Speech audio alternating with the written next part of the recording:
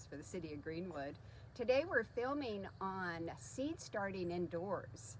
And I'm over at my house working off of the tailgate of my truck to bring this to you. And I'm also working with my neighbor, Barb Munch, which you've seen in several videos. I hope you get a chance to look at the City of Greenwood YouTube, it's horticulture, City of Greenwood Horticulture YouTube page, and see all the videos we have done. And we did one on stratification of seeds, and now today we're going to talk about starting indoors. And one of the reasons, like right now it's about the middle of February here in the southeast in Greenwood, South Carolina.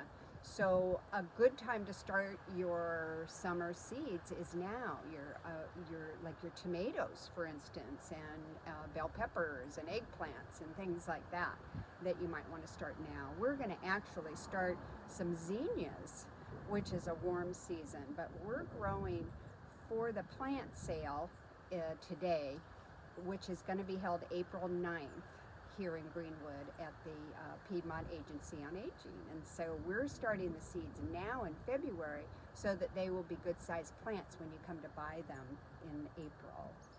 So if you'll just stick with me, we'll go ahead and get with Barb and we'll see if we can get her started on some seeds. Oh, here Barb has already started. Here, we'll go right up in here.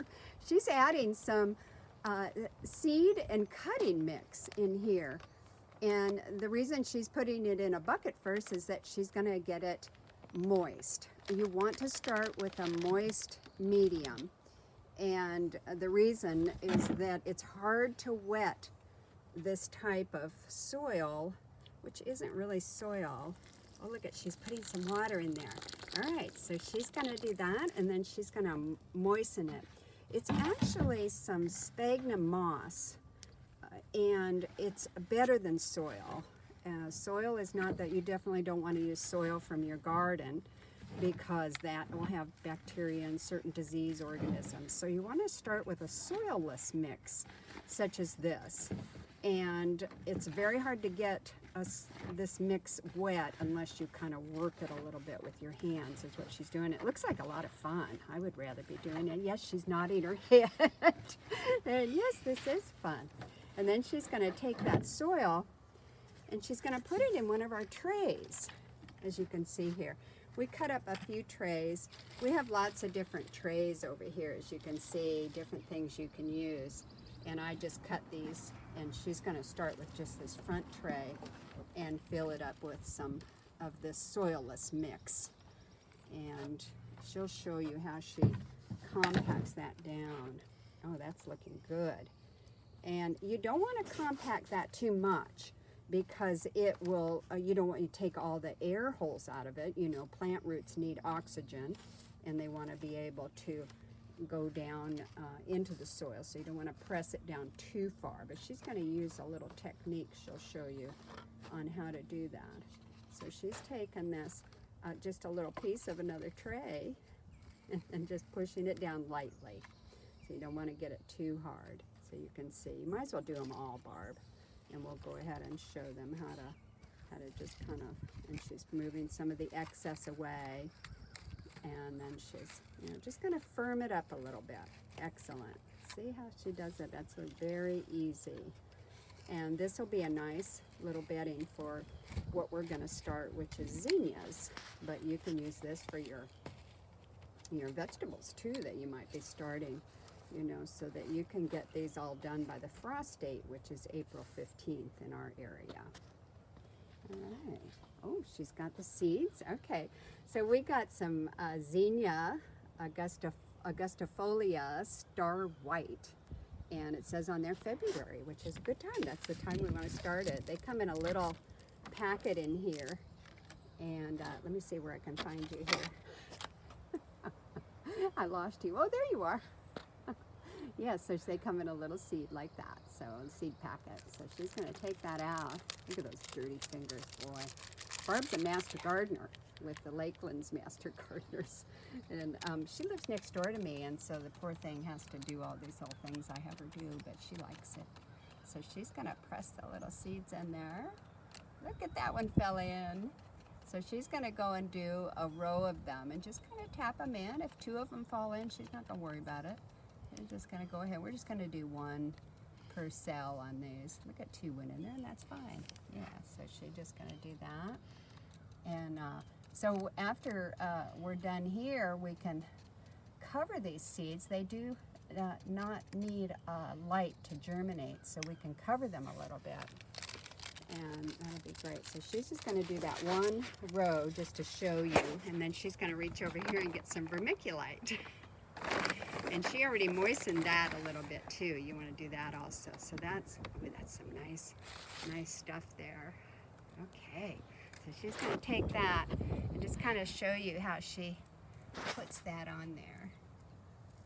And so she'll just cover it a little bit. And then just kind of press it down and smooth it out. That'll be perfect. And that's all there is to it, really, to start your seeds. Now she'll finish this whole tray and take it in and put it on the heat mat. And we're going to demonstrate that. Thank you, Barb, for doing that. And we will demonstrate that in a minute.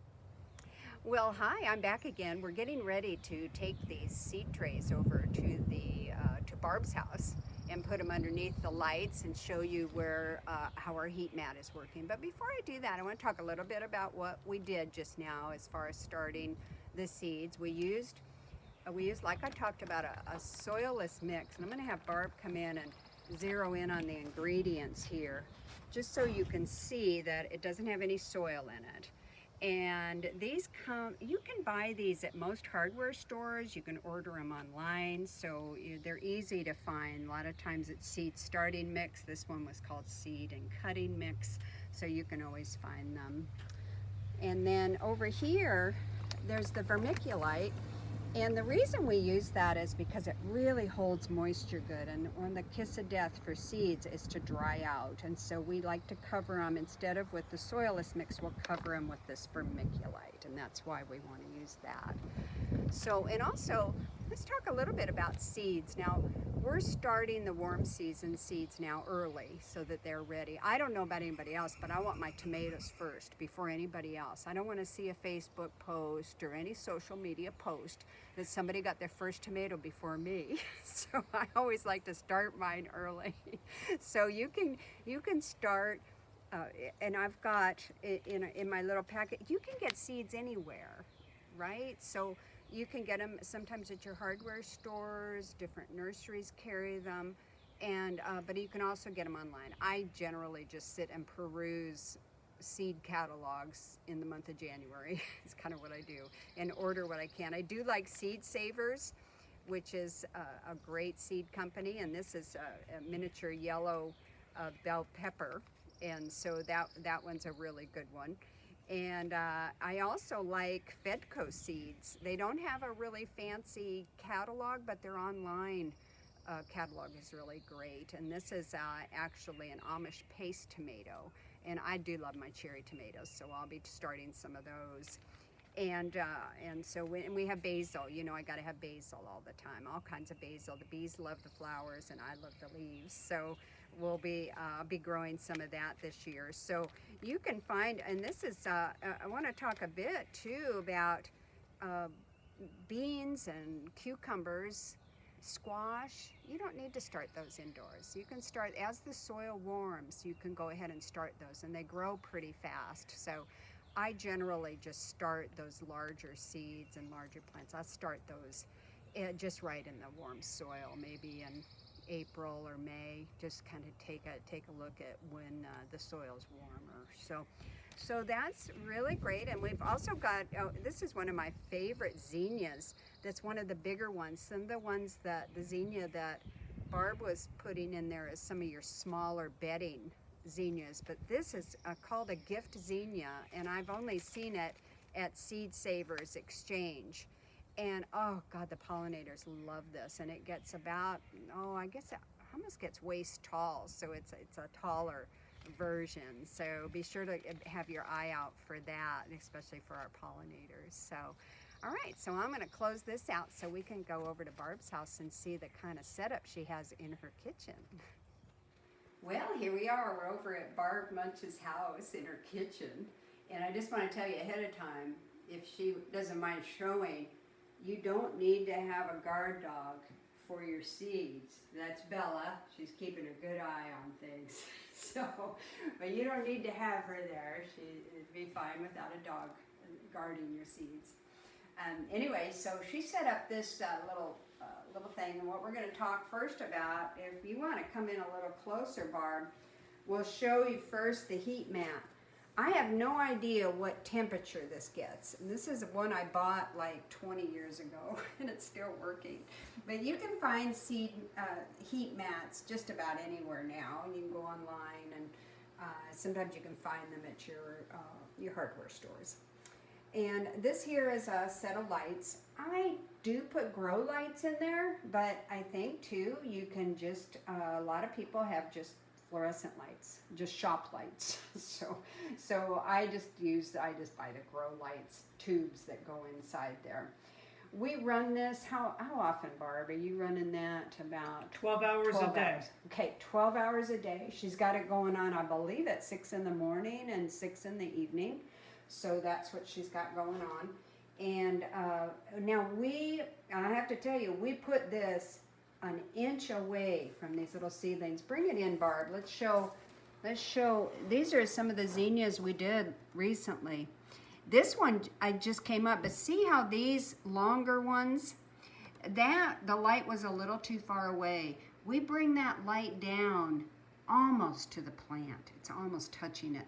That way it doesn't get too elongated.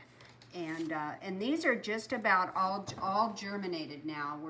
We have about a 50% germination, and probably in another day. It's been 4 days, so it'll probably be another maybe day or two, and we'll have pretty much full germination. And then I'll take these over to the greenhouse and put them there, and they'll grow them out from there. Over here we showed, this is Barb's Gumphocarpus seeds, which is a type of milkweed for the monarchs. It's a late milkweed, which is great for their migration. But as you can see, she put the seeds in there, and then she covered it with plastic, which is what we did with the zinnias too. That helps. See the moisture in there? Do you need to get in close to see those little moisture things? And that be sure to keep those seeds moist until they germinate. Now you can flip this over. It starts to get too wet. You can take it off and flip it upside down and put it back on.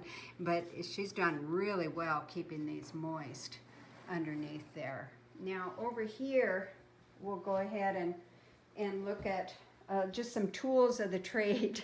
And sometimes all you need to do is just mist a little bit. You can see that maybe it's getting a little dry, so you go ahead and just mist the top of the soil just to make sure the seeds come up. And if you need more water than that, if you notice that it's moist on top but maybe not at the bottom, then what you can do is add water in this tray and let it soak up from underneath, because you don't want to flood it and wash the seed away.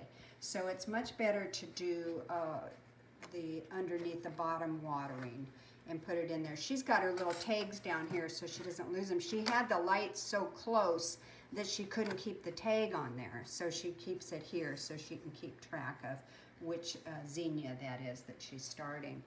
Now if you'll notice over here, you'll see that she has a little fan on low, and all that does is it just signals the plant to get stronger, to get a stronger stem, to get stronger roots, because there's air, there's, I don't want to fall over, it's thinking.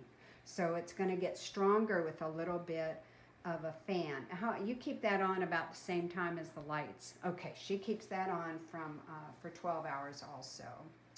Here is, this is what I love about Barb, is she's a student and she's a scientist, and so everything she does, she writes and dates. Now you don't have to do that, but she enjoys the heck out of doing that. And she learns a lot more from that. She actually measured like how far the lights were from her plants, and that helped her. Barb also used a moisture meter. Now you don't have to, I don't know that it works as good as when you use these in the soil out in your landscape or pots.